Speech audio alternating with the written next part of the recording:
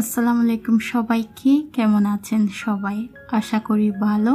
আলহামদুলিল্লাহ আমরাও বেশ ভালোই আছি। সবাইকে চিনুক ব্লগ এন্ড কুক চ্যানেলে স্বাগতম জানাচ্ছি। আজকে রবিবার, এখন সকাল 7টা মতো বাজে। সকালের নাস্তা তৈরি করতেছি। আজকে সবাই একসাথে বসে সকালের নাস্তাটা করবে। এখানে ফ্রোজেন করা কিছু রুটি ছিল, রুটিগুলো আমি ভেজে নিয়েছি, ডাল ভুনা করেছি, আম কেটে নিয়েছি।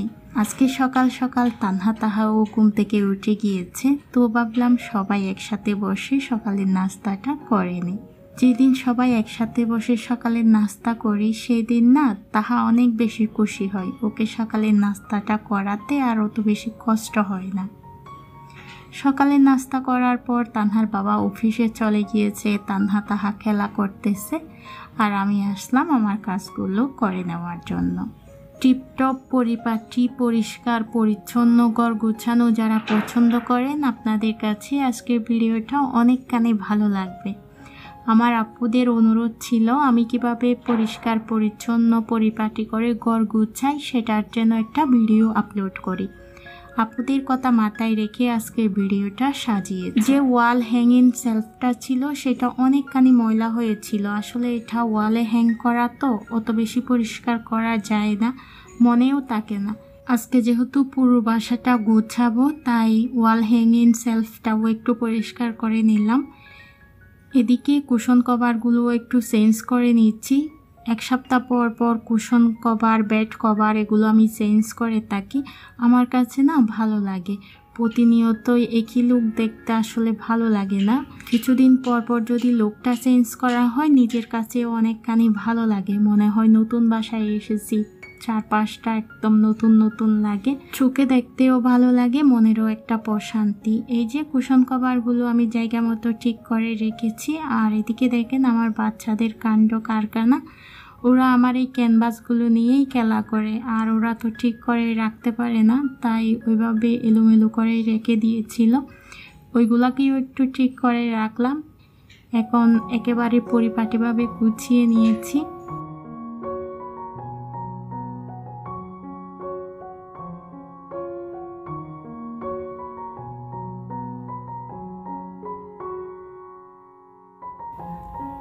অনেক আপুরা জানতে চান আমি বিছনার চাদর কিভাবে গুছিয়ে রাখি। এই যে আপুরা, একটা বিছনার চাদরের মধ্যে যা যা আছে সব কিছু একসাথে নিয়ে এভাবে রাউন্ড করে ওয়ার্ড্রোবে রেখে দিই।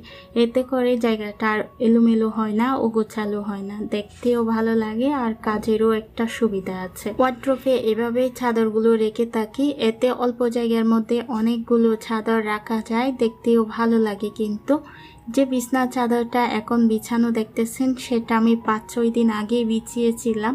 আজকে আবারও আরেকটা নতুন চাদর চেঞ্জ করতেছি। এর কারণ কি জানেন? এখন তো আমার ওয়াশিং মেশিনটা নষ্ট, হাতেই বিছনার চাদরগুলো ক্লিন করতে হয়, ওয়াশ করতে হয়।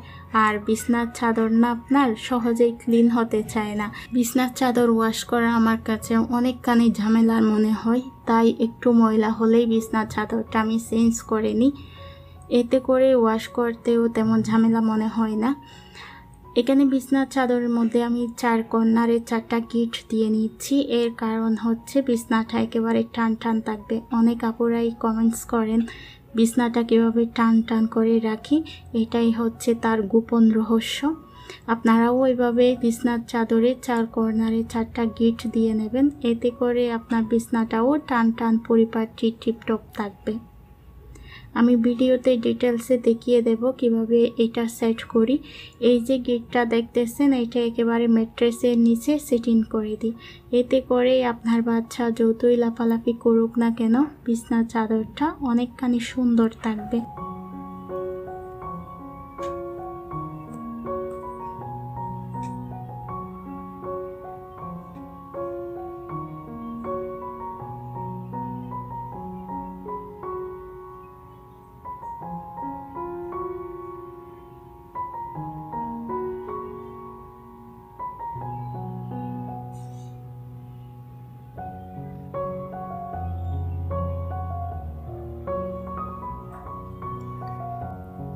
আজকের কাজগুলো একেবারে স্টেপ বাই স্টেপ আপনাদের মাঝে শেয়ার করতেছি, যেভাবে প্রতিদিন আমার বাসাটা আমি গুছিয়ে রাখি।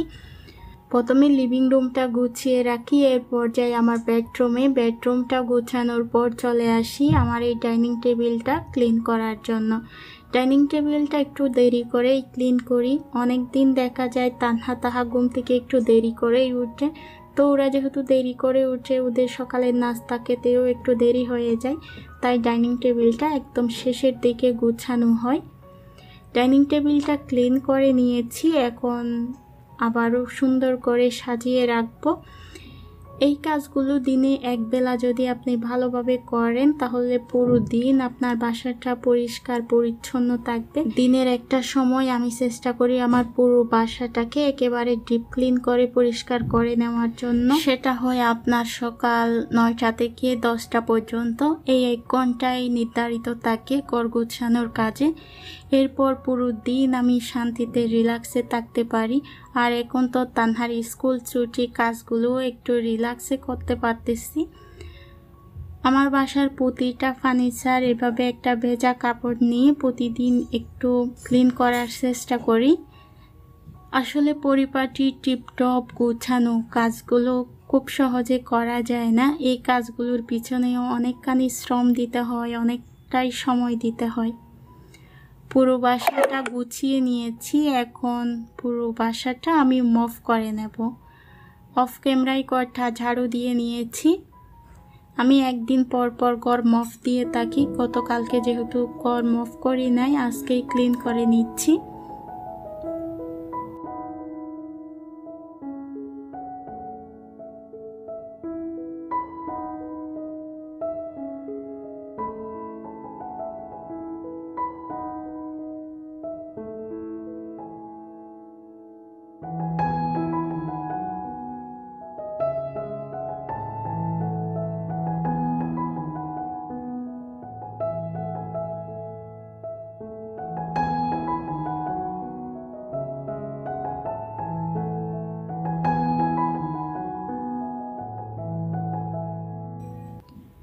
ঘর মোছার এই মফটা না কাজের অনেকখানি সুবিধা। এটা দিয়ে ঘর মুছতে আপনার খুবই সহজ।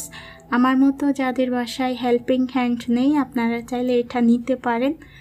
এই মফটা নিয়েছি আমার এখন 2 বছর পূরণ হয়ে যাচ্ছে। তারপরে দেখেন মাশাআল্লাহ অনেকখানি আমাকে সাপোর্ট দিচ্ছে এটা। পুরো বাসাটা মফ দিয়ে নিয়েছি, এখন পাপোশগুলোও জায়গা মতো রেখে দেব। আর এখন যাব যে বিছনা চাদরটা উঠিয়েছি সেটা ক্লিন করতে। কাজগুলো একেবারে স্টেপ বাই স্টেপ করার চেষ্টা করি, এতে করে আপনার বেলা 10টা 11টা বাজতেই আমার বাসার পুরো কাজ কমপ্লিট হয়ে যায়। আমি যেহেতু একটু সকাল সকাল ঘুম থেকে উঠি, তাই সকাল সকাল কাজগুলোও কমপ্লিট হয়ে যায়। আপনি কাজগুলো তখনই টিপটপ পরিপাটিভাবে করতে পারবেন যখন আপনি সকালে ঘুম থেকে উঠবেন। আপনার হাতে অনেকখানি সময় থাকবে, কাজগুলোও একদম রিল্যাক্সে করতে পারবেন। জানি না আমার আজকে ভিডিওটা আপনাদের কাছে কেমন লাগতেছে। আজকে রবিবার, আজকে সকাল থেকে ভিডিওটা রেকর্ড করেছি। রেকর্ড করার পর এডিট করে এখন ভয়েস দিচ্ছি। এখন বেলা 2টার মতো বাজতেছে। অন্যান্য দিনের ভিডিওগুলো দেখা যায় আগে রেকর্ড করা থাকে, এরপর ভিডিওটা এডিট করে আপলোড করি। তো আজকেরটা তো আজকেই রেকর্ড করেছি, আজকেই আপনার এডিট করে ভয়েস দিয়ে আপলোড করব।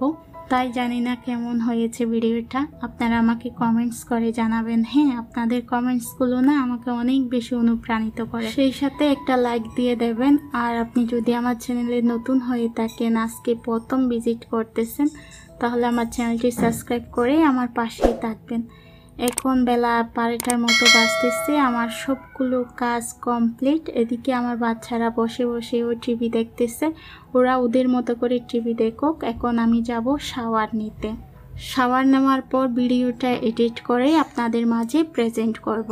তাহলে আজকের মতো বিদায় নিচ্ছি, দেখা হবে খুব শীঘ্রই নতুন আরেকটা ভিডিওতে। ভালো থাকবেন সবাই, আল্লাহ হাফেজ, আসসালামু আলাইকুম।